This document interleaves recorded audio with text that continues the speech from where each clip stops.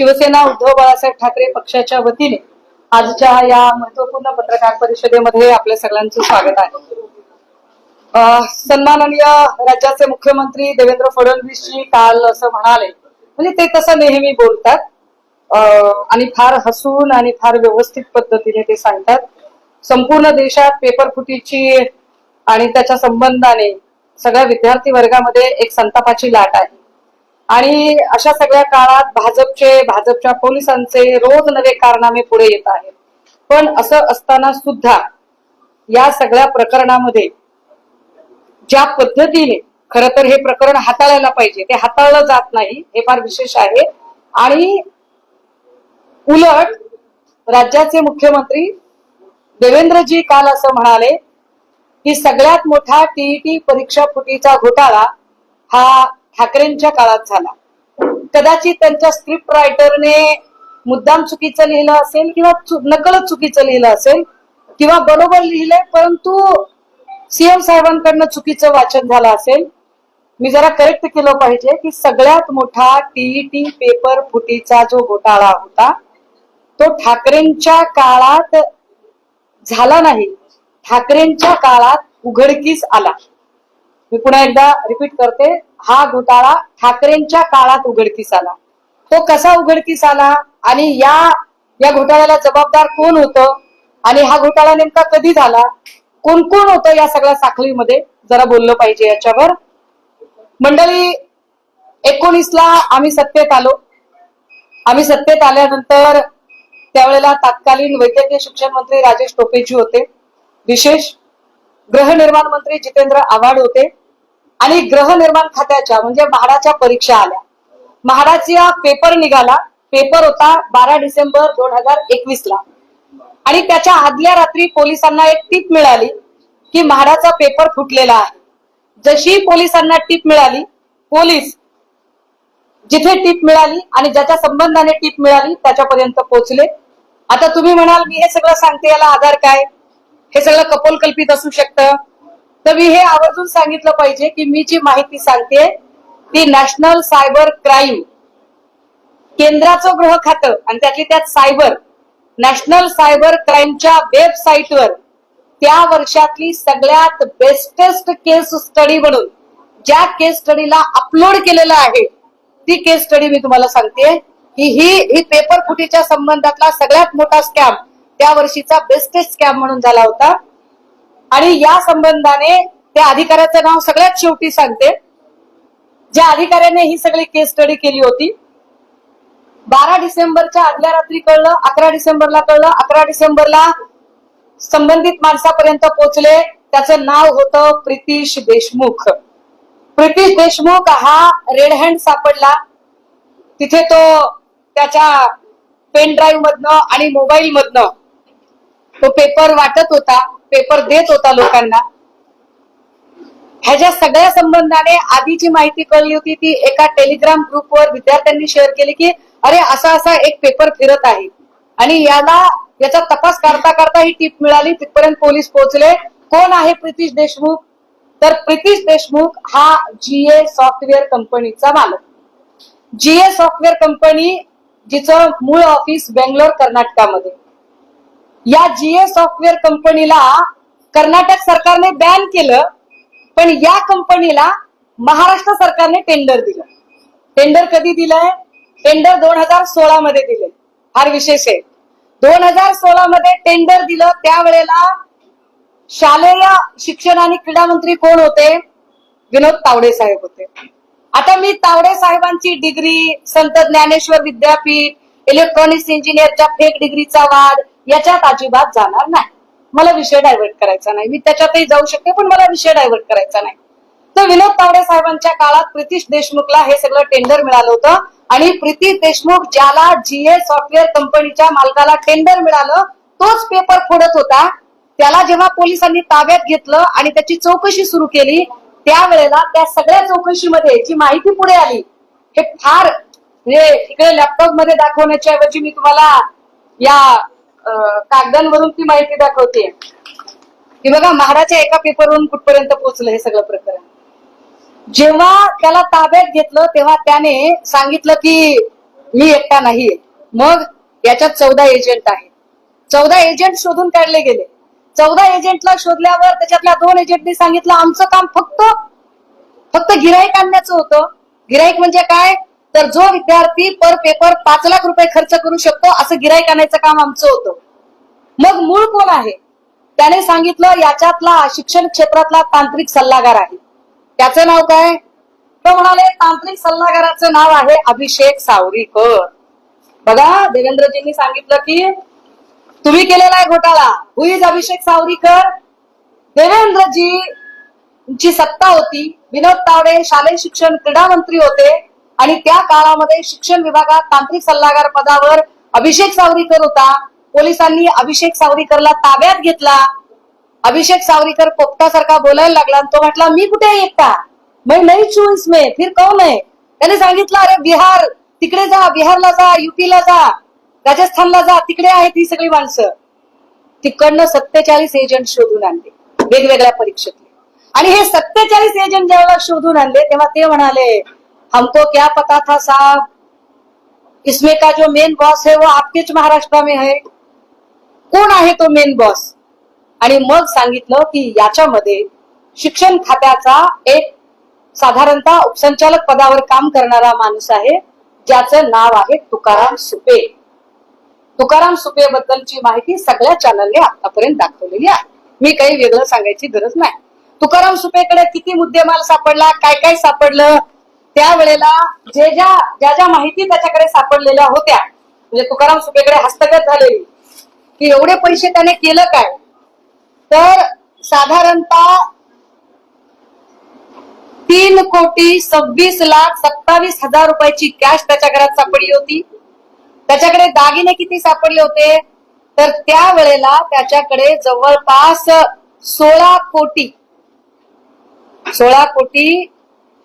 97,04,605 रुपयाचे दागिने त्याच्याकडे सापडले होते. 70 लाखाची वाहनं सापडली होती आणि त्याच्याकडे 5.5 कोटीचं फिक्स डिपॉझिट होतं तुकाराम सुपेकडे. आता तुकाराम सुपेला पकडलं, तुकाराम सुपेची चौकशी सुरू झाली. तुकाराम सुपे म्हटला मेरे को क्या पता है, मेरे ऊपर भी कोई है. देवेंद्रजी, काल तुम्ही म्हणालात की ठाकरेंच्या काळात घोटाळा झाला, तर ठाकरेंच्या काळात नाही झालं साहेब हे सगळं. ठाकरेंनी उघडकीस आणलेलं आहे.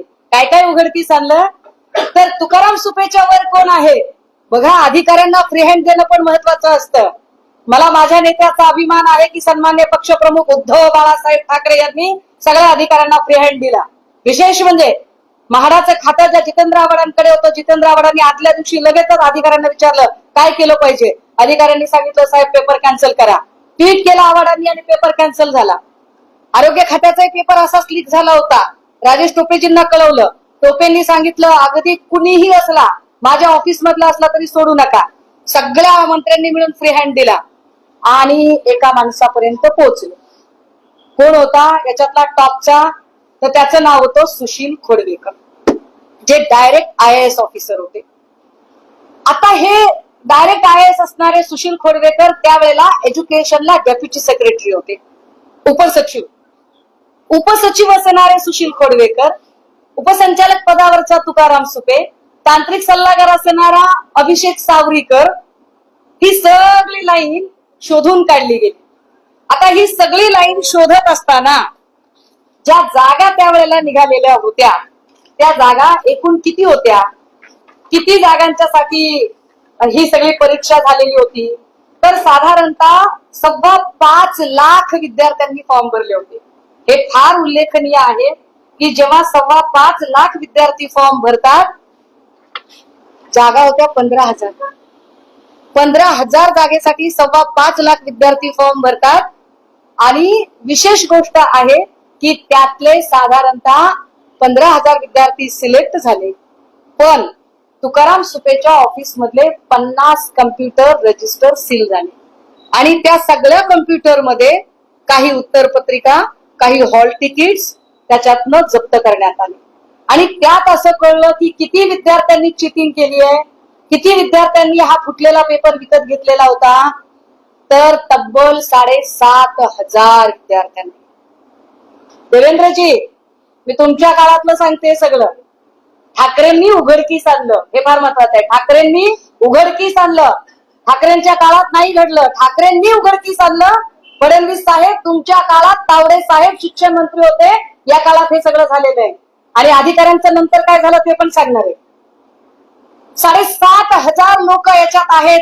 हे जेव्हा माननीय मुख्यमंत्री उद्धव ठाकरेंना, तत्कालीन मुख्यमंत्र्यांना तपाशी अधिकाऱ्यांनी सांगितलं की साहेब एवढे एवढे लोक आहेत आणि 7,500 विद्यार्थी आहेत, काय करायचं? कारण 7,500 विद्यार्थ्यांमधल्या 3,500 विद्यार्थ्यांना नोकऱ्या सुद्धा लागल्या होत्या.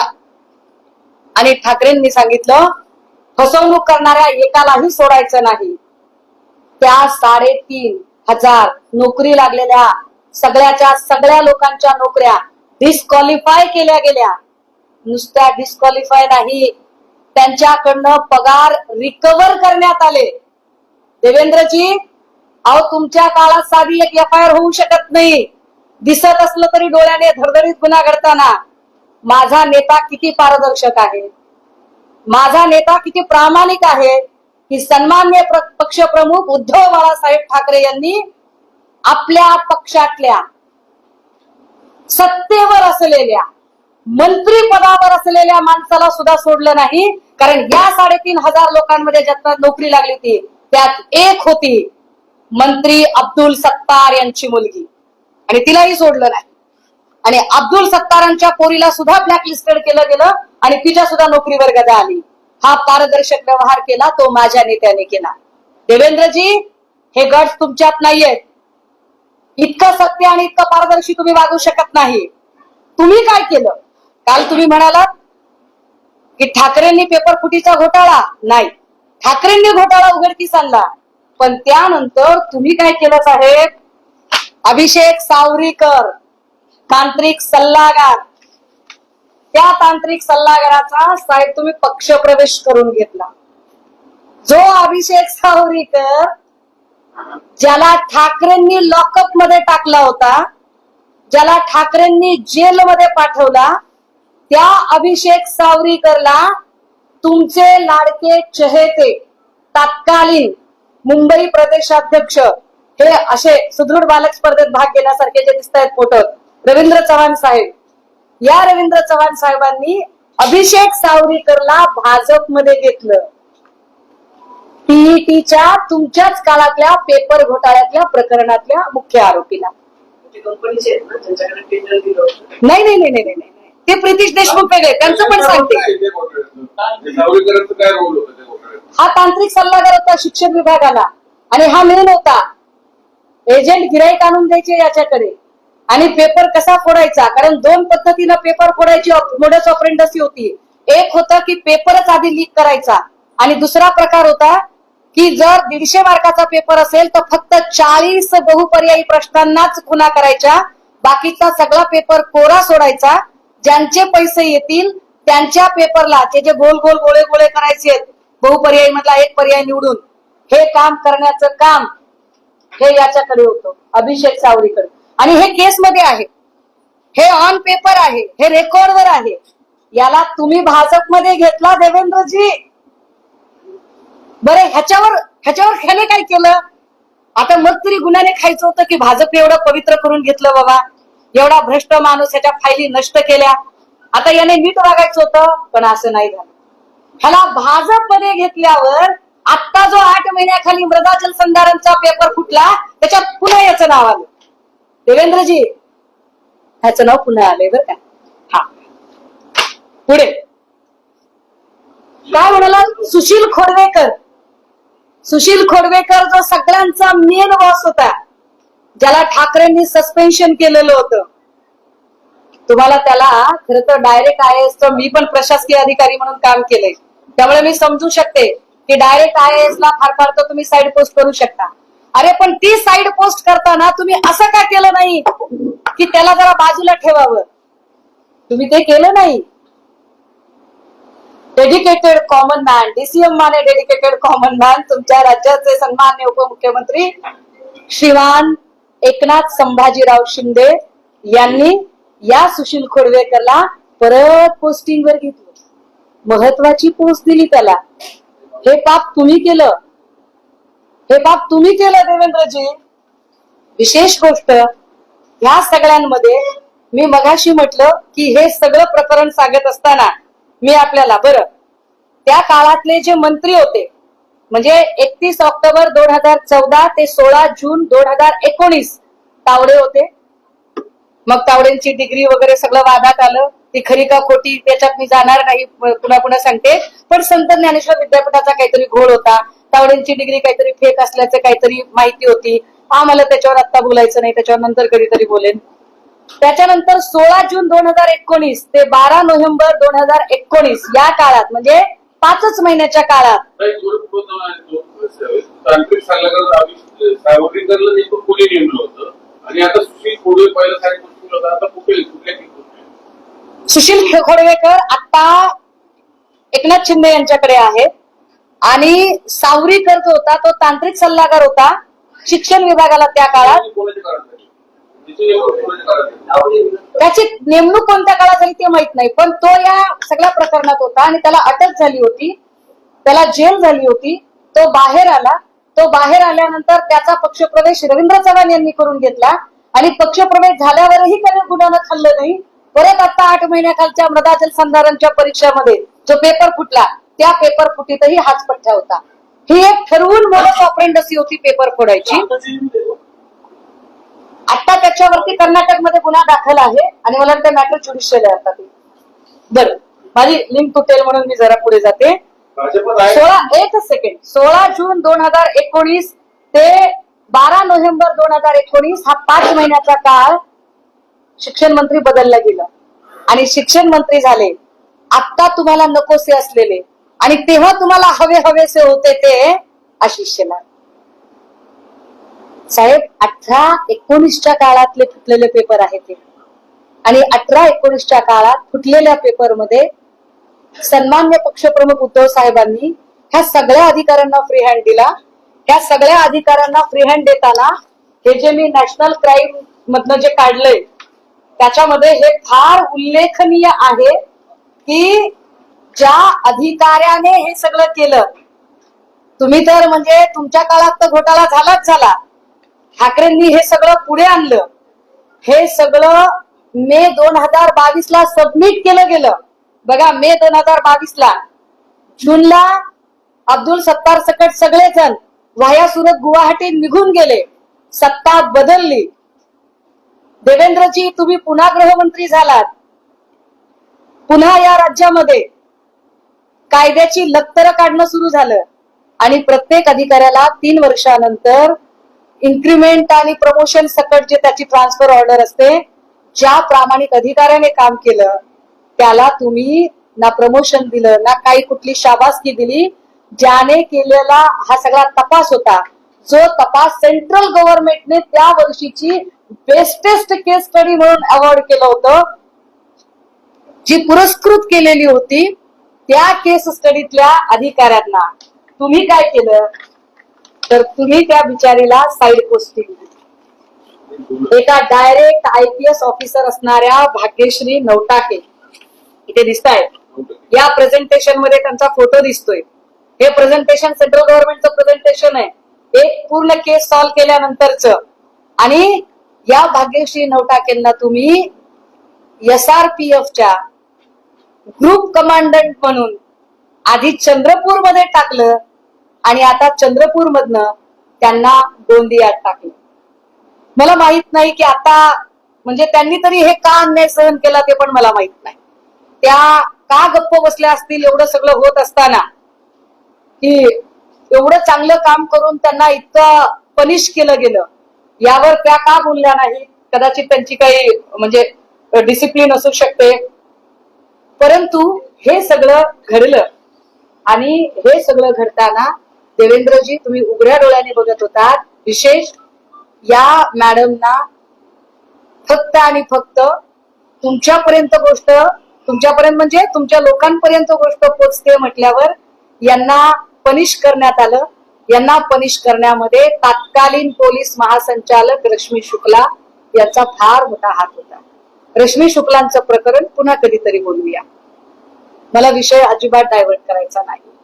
पण भाग्यश्री नवटाके या अतिशय प्रामाणिक पोलीस अधिकाऱ्याला जो फ्री हँड ठाकरेंनी दिला होता, देवेंद्रजी मृदा जलसंधारणचा आता पेपर फुटलेला आहे, तुम्ही त्या प्रकरणात किंवा आता महाराष्ट्रातल्या कुठल्याही प्रकरणात एका तरी पोलीस अधिकाऱ्यांना हा फ्री हँड देऊ शकता का?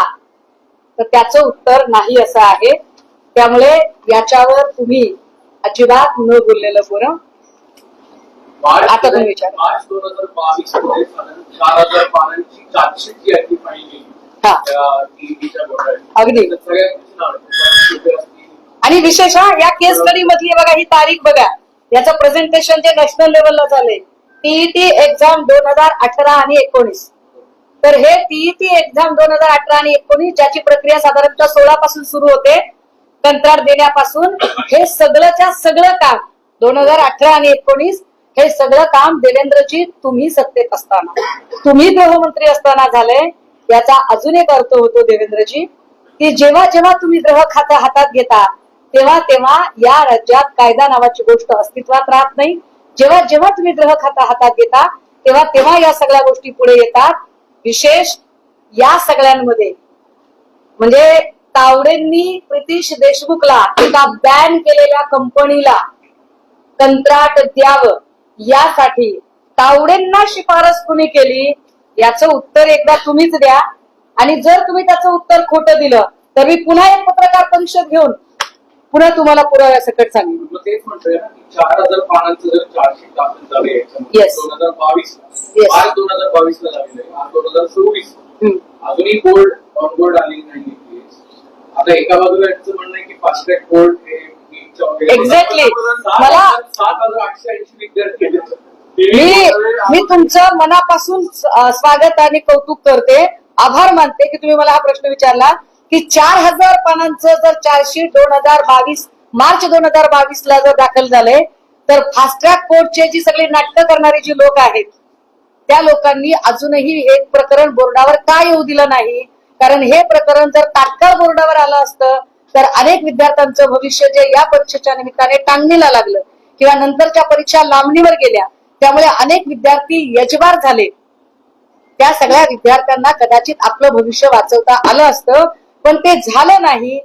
मला वाटतंय या प्रश्नाचं उत्तर सगळ्या स्वायत्त यंत्रणा आपल्या दरबारी बांधील ठेवणाऱ्या भाजपच्या लोकांना विचारलेलं जास्त खरं. ज्या भाग्यश्री 9% तुम्ही नाव घेतलं त्या डायरेक्ट IPS आहेत, चंद्रपूर गोंदियामध्ये असतात. हा सगळा प्रकरण झाल्यानंतर BHR प्रकरणात त्याच्यावर दाखल करण्यात आलाय. त्यामुळे असं कुठेतरी वाटतंय का की एका बाजूला ऐका, BHR प्रकरण म्हणजे भाईचंद हिराचंद रायसोनी प्रकरण, ज्या प्रकरणामध्ये सुनील झमरला अटक झाली होती. सुनील झमर हा गिरीश महाजनांचा अतिशय निकटवर्तीय, त्याच्यातले अनेक तपशील मी सांगू शकते, पण आता या मूळ विषयावरचा फोकस डायव्हर्ट होऊ नये म्हणून मी कृपया मला समजून घ्या की मला हाच फक्त एवढाच एपिसोड सांगायचा आहे. आणि भाग्यश्री नवटाके सारखे अनेक अधिकारी जे खूप प्रामाणिकपणे काम करतात, त्यांना कसं पनिश केलं जातं, त्यांना कसा त्रास दिला जातो, हे या निमित्तानं स्पष्ट होतंय. आणि म्हणूनच मी म्हणते की देवेंद्रजी, माझे नेते मुख्यमंत्री असताना सन्मान्य उद्धव साहेबांच्या काळामध्ये सगळ्या अधिकाऱ्यांना जो फ्री हँड होता, भाग्यश्री नवटाके सारख्या अतिशय कर्तव्यदक्ष अधिकाऱ्याने एक मोठं स्कॅम बाहेर काढलं, ज्या स्कॅमला नॅशनल लेवलला बेस्टेस्ट केस सॉल्व करण्याचा अवॉर्ड मिळाला. त्या महिलेवर का गुन्हा दाखल झाला, तो गुन्हा दाखल करण्यात रश्मी शुक्लांचा रोल काय होता, त्याची उत्तरं तुम्ही द्या. नंतर मी कधीतरी बोलेल, आता मला तो विषय डायव्हर्ट करायचा. या सगळ्या प्रकरणी ना 3 गोष्टी महत्वाच्या आहेत. एक ज्या तुम्ही तारखा सांगताय, दुसरं जे तुम्ही नावं सांगताय, आणि तिसरं विनोद तावडेंच्या काळात फक्त डेट्स आणि तो सगळी नावं एकदा रिपीट सांगायची. मी पुन्हा एकदा अतिशय थोडक्यात सांगते, ऐका. 12 डिसेंबर 2021 ला म्हाडाचा पेपर लीक होणार होता. 11ला तो लीक झाल्याची पोलिसांना माहिती मिळाली. पोलिसांनी रेड टाकली. रेड टाकल्यावर रेड मध्ये त्यांना प्रितीश देशमुख सापडला. प्रितीश देशमुख हा GS सॉफ्टवेअर कंपनीचा मालक. GS सॉफ्टवेअर कंपनीच्या मालकाला जेव्हा विचारलं की हे टेंडर वगैरे काय, तर त्याला ते टेंडर, त्याची कंपनी कर्नाटकमध्ये बॅन झाली होती, पण त्याच्या कंपनीला टेंडर विनोद तावडेंच्या काळात मिळालं. त्याने जी नावं घेतली त्याच्यामध्ये 47 एजंट पकडले गेले आणि महत्वाचा शिक्षण विभागातला तांत्रिक सल्लागार अभिषेक सावरीकरवर आरोपपत्र दाखल झालं. अभिषेक सावरीकर हा न्यायालय म्हणजे त्याला तुरुंगवास झाला. तुरुंगातनं तो बाहेर आला आणि त्याला रवींद्र चव्हाणांनी त्याला भाजपमध्ये प्रवेश दिला. आता पुन्हा एकदा अभिषेक सावरीकर मृदा जलसंधारणमध्ये अडकलेला सापडतोय. विशेष म्हणजे संभाजीनगरमध्ये पण एक FIR त्याच्यावर दाखल झालेली आहे आता अलीकडच्या काळामध्ये. दुसरे तुकाराम सुपे होते, तिसरे सुशील खोडवेकर. याच्यातल्या सुशील खोडवेकरला आता परत एकदा एकनाथ शिंदे यांनी त्यांच्या डिपार्टमेंटला घेतलेला आहे.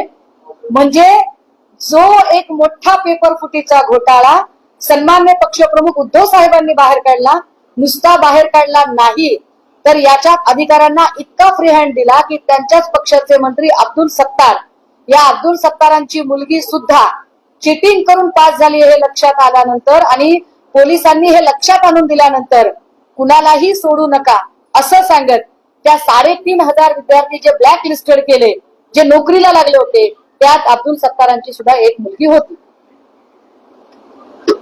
ओके, याच्यावर आता याला डायव्हर्ट नका करू.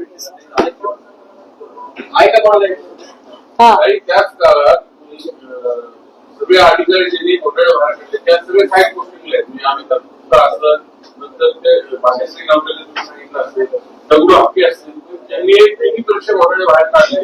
ते सगळ्यात ह्याच्यात फार विशेष आहे की ठाकरेंच्या काळात ज्या अधिकाऱ्यांना फ्री हँड मिळाला आणि ज्या अधिकाऱ्यांनी सगळी केस स्टडी केली आणि हा स्कॅम बाहेर काढला त्या सगळ्यांना भाजपच्या काळात त्यांना पनिश केलं गेलं, त्यांना साईड पोस्टिंग देण्यात आली आणि विशेष जे या प्रकरणातले आरोपी होते त्यांना मात्र भाजपच्या काळात सन्मानाच्या जागा मिळाल्या आणि भाजपने स्वतःमध्ये सामावून घेतलं.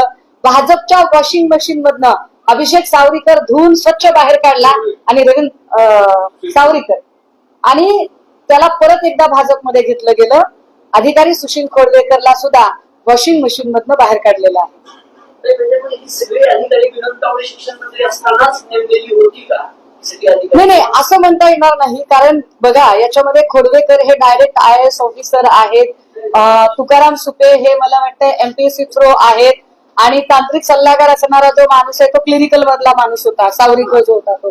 पण यांच्या नियुक्त्या कधी कधी झाल्या होत्या ते नाही, परंतु ह्याच्यातलं जे कॉन्ट्रॅक्ट आहे प्रितीश देशमुखचं जे मेन गोष्ट आहे ते कॉन्ट्रॅक्ट मात्र तावडेंच्याच काळात मिळालं होतं आणि ती कंपनी बॅन असताना ते कॉन्ट्रॅक्ट दिलं. ते कॉन्ट्रॅक्ट तावडेंनी का दिलं? दुर्गेश पाटील नावाच्या माणसाचं कॉन्ट्रॅक्ट का नाकारलं? दुर्गेश पाटीलची सुद्धा कंपनी या क्षेत्रात काम करत होती. याच्यातली अनेक नावं मी सांगू शकते. मला जरा देवेंद्रजींची कमेंट ऐकायला आवडेल. त्यांची कमेंट आली की उद्या माझी पत्रकार परिषद अजून एक झालीच म्हणून समजा. मुंबईत काल जे आहे काल जो आंदोलन झालं या प्रकरणातला ज्या महिलेचा विनयभंग केलेला आहे याच्यामध्ये देवेंद्र फडणवीसजी तसेच विधान परिषद उपसभापती अहिरजी आणि राज्यपाल महोदय या 4ही लोकांना मी काल मेल टाकले होते. त्याच्यातनं आणि काही अधिकाऱ्यांकडनं जेव्हा माहिती मिळाली त्याच्यानुसार हा जो माणूस आहे हा कॉन्स्टेबल असल्याचं कळतंय आणि हा काय म्हणतात त्याला मिल्स स्पेशल नावाची जी पोलिसांमधली जी एक शाखा असते मिल स्पेशल म्हणून, त्या मिल स्पेशल मधला हा कॉन्स्टेबल असल्याची माहिती मिळत आहे. पण तरी सुद्धा याच्यात अजून माहिती मिळवली जाईल. आता यावर भाजपचे जे काही बोलघेवडे आहेत देवेंद्रजींच्या भाषेत त्यांनी प्रतिष्ठित केला शब्द भाडेकेटर, भोंकणेवाले वगैरे. तर देवेंद्रजी जसं सांगतात तसे त्यांच्या पक्षातले जे भोंकणेवाले आहेत ते असं म्हणतात की तो पोलीस नव्हता. तर माझा पुढचा प्रश्न, जर तो पोलीस नव्हता तर देवेंद्रजी, जर तो पोलीस नव्हता तर देवेंद्रजी तुमच्या इतकी सक्षमता नाही का तुमच्या खात्यामध्ये की तुमच्या खात्याने हे सगळं निपटावं? तुम्हाला भाड्याचे टट्टू घेण्याची गरज का पडते? हा कुठला भाड्याचा टट्टू उचलून आणला होता ज्याने एका महिलेचा विनयभंग केला? याचं उत्तर देवेंद्रजींनी द्यावं. तसंच एक पोलीस अधिकाऱ्याचा व्हिडिओ आहे राज ठाकरेंनी उद्धव ठाकरेंनी प्रेसमध्ये दाखवलंय पण त्यांनी मेल केलाय. सांगले नावाचा जो पोलीस अधिकारी होता त्याच्यावर तातडीने जेव्हा आम्ही सगळ्यांनीच टीकेची झोड उडवली त्यावेळेला सांगलेचं सस्पेन्शन झालेलं आहे. आणि रात्री आमचं उपोषण सोडवलं गेलं. ऐका ना, माझा विषय डायव्हर्ट होईल याच्यातनं. मी बोलेन आपल्याला याच्यावर. आंदोलन चालूच आहे. थँक्यू.